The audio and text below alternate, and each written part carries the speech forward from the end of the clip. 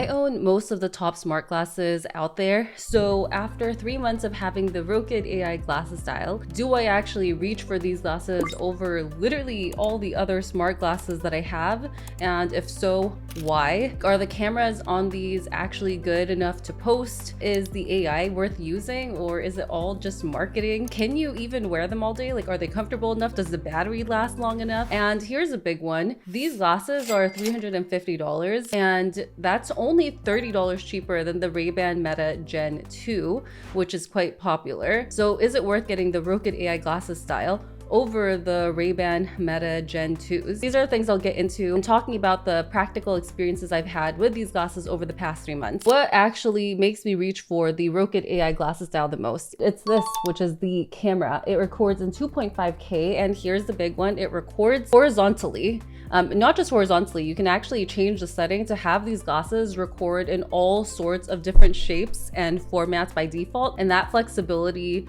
has just been incredibly useful as someone who's a creator, especially because my primary content is YouTube long form first. So I really prefer horizontal content. These glasses have been so useful for that. I don't mention it in my videos, but basically in the past 3 months, if you've seen POV footage in my YouTube videos, it was probably recorded with the Rokid AI Glasses Style. So for me, that alone makes these glasses extremely useful and extremely worth the cost. But I understand that some of you may not be YouTubers, so maybe you're thinking, well, that's nice, Jasmine. I'm glad that you can record horizontal footage with your Rokid AI Glasses Style. But what about me? So let's talk about AI, since that seems to be a pretty big one. Is the AI on this actually worth using? So in the marketing for Rokid AI Glasses Style, they talk so much about how it has Gemini and ChatGPT built in. So as you know, for glasses like Ray-Ban Meta, they have their own proprietary Meta AI. And I didn't really think too much of this, but in my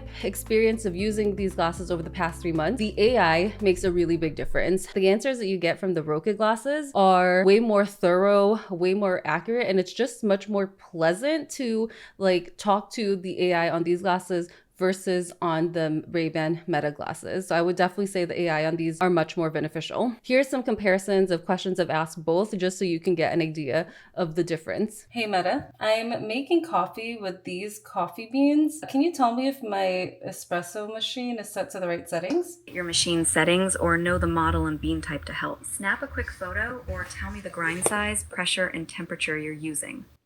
Snap a quick photo. You can send a photo by saying, hey Meta, send last photo. Hey Meta, send last photo. Hey Meta, send last photo. Hey Meta. Hey Meta. Can you check the last photo and see if my coffee machine is set to the right settings? Hang on, checking that photo. I can't see photos yet on these glasses, so I can't check the image. Tell me your machine's grind size, pressure, and temperature, plus the bean type, and I'll help. Hey Meta, look and tell me if my coffee machine is set to the right settings. I can't see your machine settings from this angle, just the Breville machine and your Velvet Moon espresso beans. Tell me the grind size, pressure, and temperature set, and I'll help check if they're right. Oh my God. It's like, I've tried so many different methods to try to get it to hear what I'm saying. Okay, let's check it against the Rokid glasses now. Hey Rokid, I want to make coffee with these coffee beans. Is my machine set to the right settings? Since you have whole beans in the hopper, here's how your current settings look. Grind, amount. Your dial is set to about 10 o'clock. For a double shot, this might underfill the basket a bit. You'll likely want to turn it up closer to the 12 o'clock position to get a full dose. The 12 o'clock is a safe starting point to avoid overflowing. Filter size. Once you turn the machine on, make sure the double light is selected if you are using the double shot basket. Grind size. The dial on the left side isn't visible here, but for this medium dark roast, starting around setting 5 to 8 is usually ideal. You can run a test shot at these settings and adjust the grind size finer if the espresso flows too quickly, or coarser if it drips too slowly.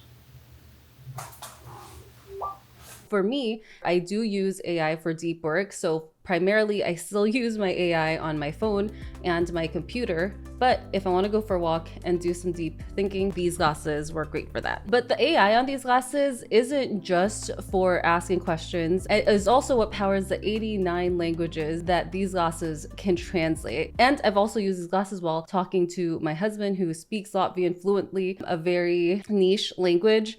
Mums drīz būs jāiet gulēt. Okay, we'll have to go to bed soon. Rīt no rīta agri jāceļās, lai mēs uz lidostu varētu aizbraukt laicīgi. We need to get up early tomorrow morning so that we can get to the airport on time. Yes. Tu saprati visu, ko es tev teicu? You understood everything I told you? Yes. Can you hear it? Jā. Yes. Tik dīvaini dzirdēt anglisku versiju no tā, ko es tev saku. It's so weird to hear the English version of what I'm telling you. Woohoo, we can communicate. We broke down the barriers. Let me just say that the translations on this are pretty accurate. When I use them with my husband and in other different scenarios, I would say maybe the translation's accurate to about 90%. So you will get a majority of what you need to understand in a conversation when using these glasses. The audio comes out of the speaker, so it translates it in real time, but you can also have your phone open with the app and read the translations. That's why I decided to take them to Japan, since they can translate Japanese language. But what I found was when I was actually in a foreign country where I needed to have translations, I ended up using my phone most of the time and Google Translate, and there's a really big reason for this. Most of the time when I needed to communicate with someone in Japan, it was mostly to like order something or like ask a simple question. So there was not a need for like a deep dialogue or conversation. Moving on to all day wear. Is it possible to use them all day? So interestingly, with the Rokid AI Glasses Style, they only have one frame, which is this one, and they only have one size. So for me, these glasses are actually a little bit big. They were falling a lot initially, so I didn't use them or wear them as much in the beginning. But then I remembered that I have these little accessory hooks, which I've talked about in a different video, and I'll link the video here somewhere and also in the description. I attached these little hooks and that's helped it from falling off of my face. So now they're a lot more comfortable to wear.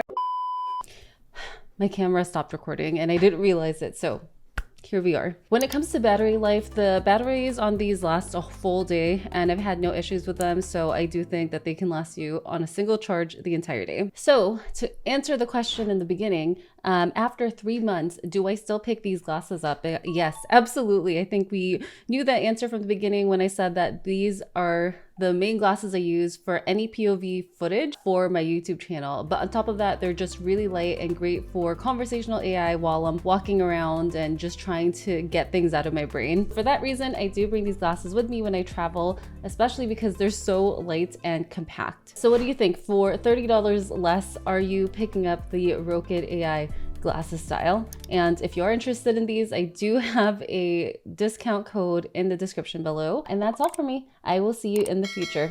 Goodbye.